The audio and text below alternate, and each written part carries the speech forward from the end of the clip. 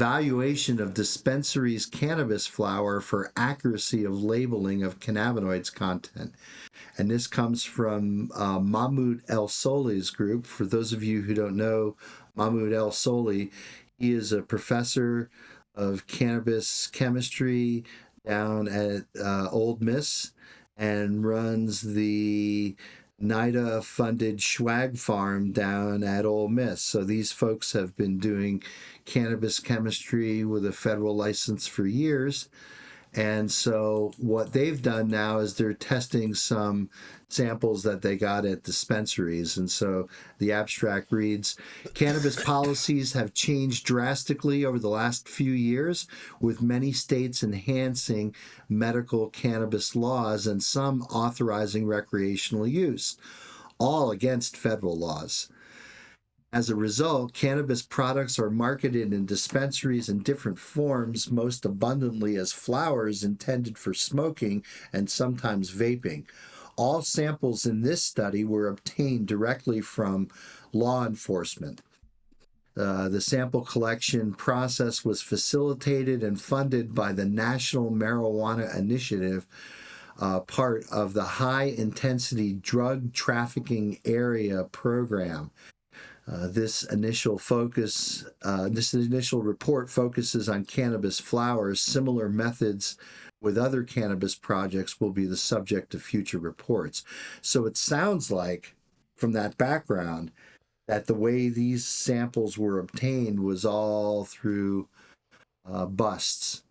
So however these samples were obtained, they were obtained through law enforcement measures. So a total of 107 Delta 9 cannabis flower samples were collected by law enforcement.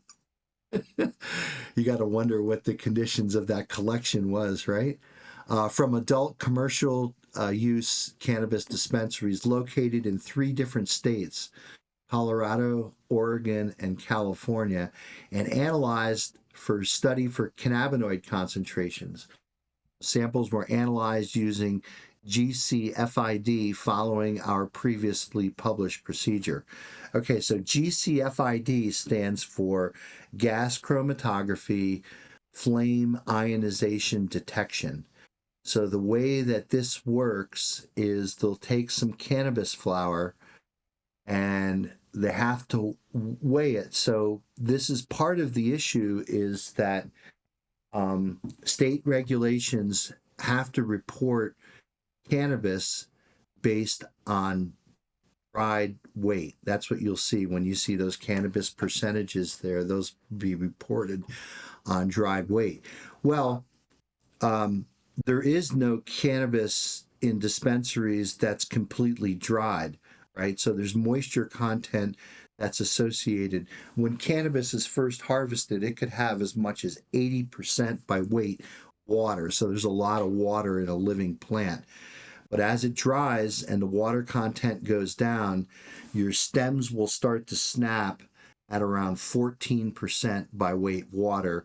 Ideally, you want to be somewhere around 11 or 10% by weight water, right? Think about it now. So if you have to report percentages of cannabinoids based on dry weight flower, that's bone dry, that's 0 water. So the lab is basically forced to dry that sample, right? And when they dry that sample to determine what the weight of the flower is minus the water, they basically do what's called a water activity measurement.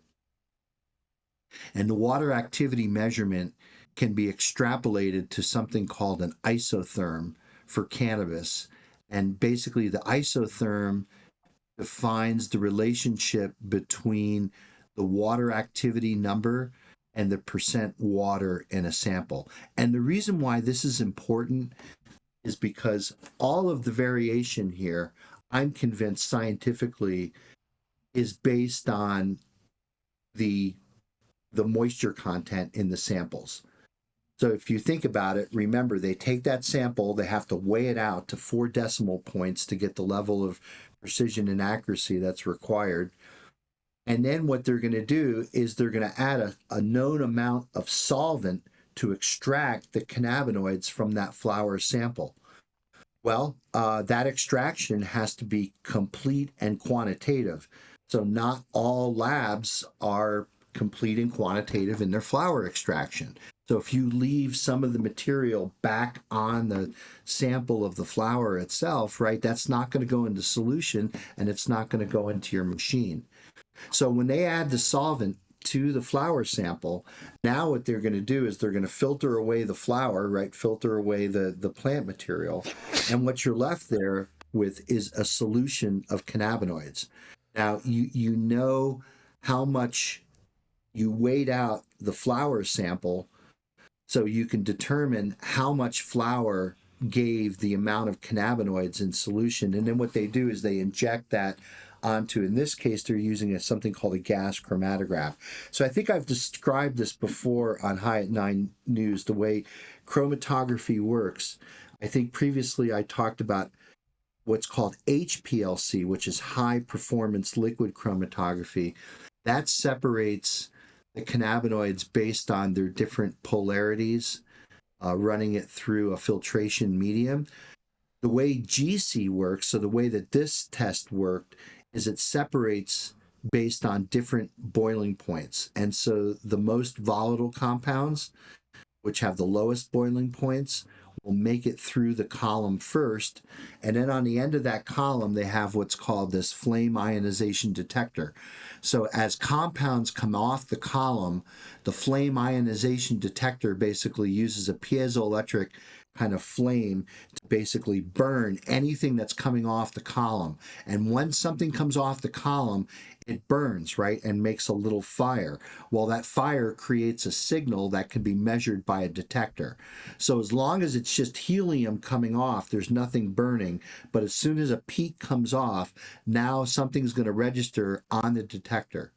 So this is important because in order to calibrate these machines properly, they have to buy standards of all of the pure cannabinoids, make a serial dilution. So they buy a cannabinoid solution of like 1 mg per mil, and then they do tenfold dilutions of that to make a series of solutions that they inject onto the column.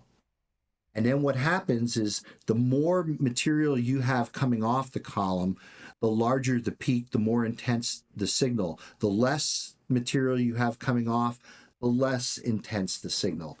So you get a relationship of the signal intensity versus concentration, and that's what you call a calibration curve. So that's how these instruments are calibrated. So now that you've calibrated it to measure delta 9 THC, you know the relationship between the peak height and the concentration. So that's important because it's important to be able to look at this data in that context.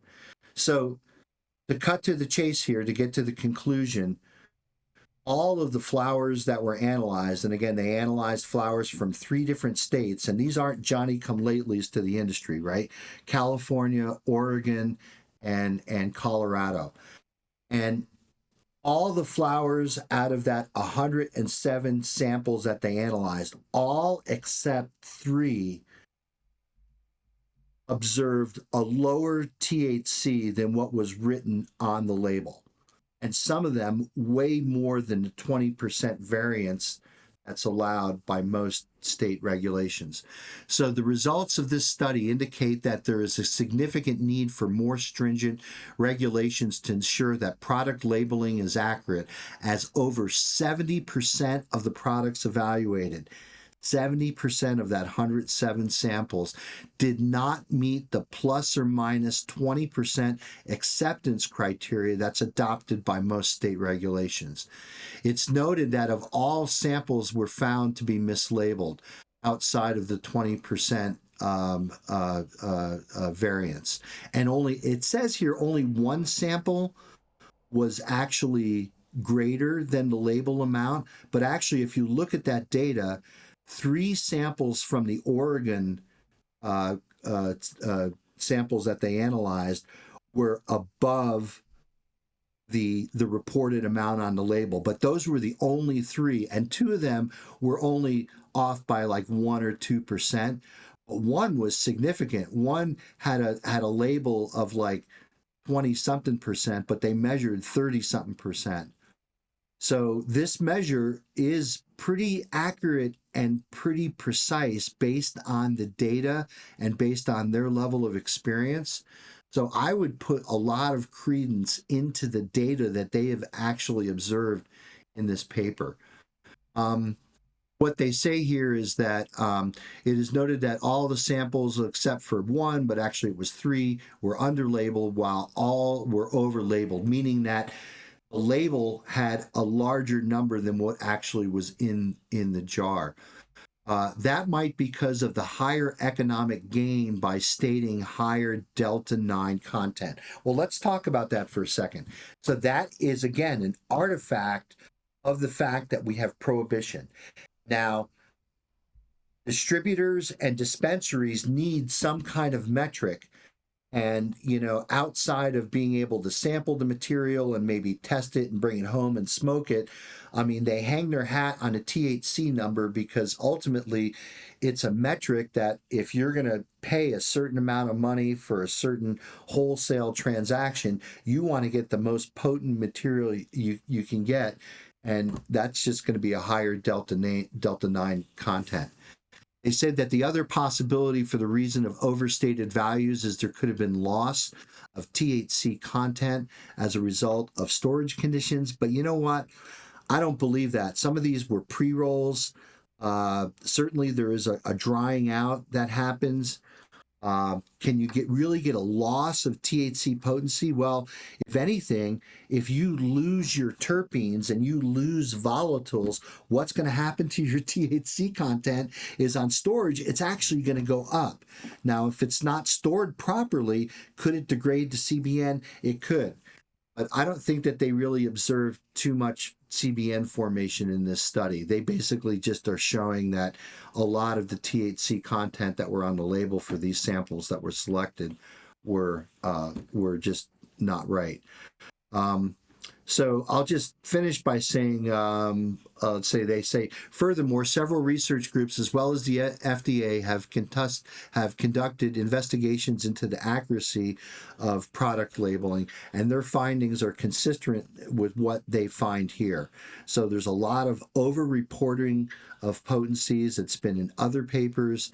I don't think it's difficult to do pairwise comparisons of results from different labs because they're using different ways to get to that bone dry sample, right? And the way that they're supposed to do it is you get to that bone dry sample, but that's not the sample that you do chromatography on. You do chromatography on a sample as received, but then use your water measurement on the bone dry sample to do some kind of correction calculation for what you're observing by GC or by HPLC. So because those methods are not consistent from lab to lab to lab, statistically, you can't make pairwise comparisons between the two because that's statistically problematic. So until we've talked about this many times before on High at 9 News, until we have standardized methods that are uniform across all testing labs, we can't make a comparison of one testing lab with another testing lab. And that's going to basically be endemic and provide these inaccurate labels and, potentially health concerns regarding cannabinoid potency. So the last thing I'll just say is that, so this is a study that's out there in the open literature. Please post the link, Adam, if you can, in the chat. Very interesting to look at the table. And they actually divided up their California samples into NorCal ones that they got in and around the Bay Area to ones that they got in and around San Diego. But equally, both of them show a large number of samples that are outside that 20% variance. The variants are more like around 35 to 40, even as high as 50%. 50% variance would mean that, what is reported as 20% on the label is actually only 10%. So that's pretty significant economically if you think about it. So that's my story today. A little bit of science, a little bit of chromatography. We got problems in the testing labs, but until we get a uniform set of testing standards across the country, we're going to continue to see this variation between samples sent to different labs. That's my story today from the High at 9 News desk here on the shores of Lake Champlain. I'd love to hear what you guys all have to say about this craziness in testing that we're seeing. Thank you for this lesson for all of us, Dr. Mark. And I don't think I could agree with you more. We need standardization across the board. California is trying to do that, and I hope we have a national effort to just have one standard across the board to make sure that these tests come out proper. And it's funny that they standardized, or they say they're standardizing stuff here in California now, and taxation is down 20%. Tax revenues are down 20% now here in California so far over the last year. Now that they're standardizing, think it's a coincidence? Hey, Mark, great presentation, but I have I think this is a case of too much information. I've had people tell me they have a greater effect with a 16% THC than a 25% THC. So we're really fighting ourselves to precisely determine how much THC is in the product and basing our economy on it. But it's not important. I mean, we could easily just report type 1, type 2, type 3, and not get into the minutia of you've got 32% versus 28% THC in there. Right. I agree with standardization. But I have another question. Is the gas chromatography with flame ionization, does that also detect the acids as well as the neutrals? It does not. It only tests decarboxylated cannabinoids, because when you inject that sample that you made after you've taken the solvent and you've washed all the cannabinoids off the bud, and now you're going to inject that into the machine, you put that into something called the injection port of the GC, and that's heated in most conditions to somewhere around 200 to 250 degrees centigrade. So immediately that will decarboxylate any cannabinoid acids, which is one of the sort of limitations of using gas chromatography, is you're only going to be looking at, the extract after it's been heated up, and that heating up does cause the decarboxylation. So that's a really good point, John. And I guess one of the other issues is that, when you're doing, well, if you're looking at, especially if you're trying to look at hemp, so one of the things that people were sending to me they were sending me COAs that had hemp that had D9 on it, but it didn't have D9 THCA. So D9, you wouldn't be able to determine in a gas chromatography measurement whether your stuff is just being sprayed with distillate. But in a HPLC, you'd be able to see the THCA versus the THC. And so we were seeing this big spike in THC, and that's obviously what people are doing, is they're spraying THC onto their flower material to move up their THC number. And that you could differentiate on an HPLC, but not on a GC. So the GC is just going to give you the decarboxylated result. So that's a really good point to bring up, John. And we're not even talking about sampling problems. You can sample your flowers. Hold on. I was going to go into that. Dr. T, because that's my big question I have. Okay, so we're saying that this is all stuff that they tested at the University of Mississippi in their lab, correct? Dr. Mark? And it was seized by law enforcement. Hold on, I'm going right into that. It was all seized. It was all seized by law enforcement. Did they say what agencies seized these products? Because if it was all product that was seized from law enforcement in California versus was it all seized product from law enforcement in Mississippi? Because there could be a whole big variable. It could be a whole bunch of just regular trap product, and of course the numbers are going to be off on all of those products. And so, was this by actual licensed products that were seized? Who's to say what happened in between that transit from California to Mississippi? We haven't even got that far yet. We haven't even got that far. This all could have been weed from Oklahoma, Rico. Or Jason, where I thought you were going with this, and the reason why I brought up the distinction is it could just be sprayed hemp flower. It could be. Because they're decarboxylating, we don't know if it's THCA that was from the flower, or did somebody spray it with cheap-ass Oh, wouldn't that be the best one for like trappers to start doing? Oh my God, that's the biggest come up right there. You start selling THCA flower as real flower in your bags, right? But it's just Jason, cheaper THCA flower. What Jake was telling me was that the big push for isolate out in Cali is that they're dusting pre-rolls with it, right? So check this out. Yeah. So they're adding THCA. It's so gross. Marginal boof. It's so right? gross. That was probably hemp, right? Oh man, I think most of it's old outdoor weed. Most of it. So that's probably outdoor weed that was boof, but it could be and hemp. Old. But when you add the THCA powder to those pre-rolls, now if you test those pre-rolls, the machine doesn't know where that THCA came from. Exactly. It could be from a trichome. Yep. Or it could be from the powdered, right? Mm-hmm. So very true. Man, somebody in attack road sprayed grass clippings. I mean, they could. Yeah, shout out to Nick Bradley. We were talking about that this week. Dusted grass clippings, dusted in THCA. Grass clippings and intersected with THC isolate, you got smokable flower, I guess. Mm-hmm. No. Yep. Very true, you guys. Blowing my mind over here, Dr. Mark. Yeah. After all that, we're gonna go to a commercial. We're gonna be right back.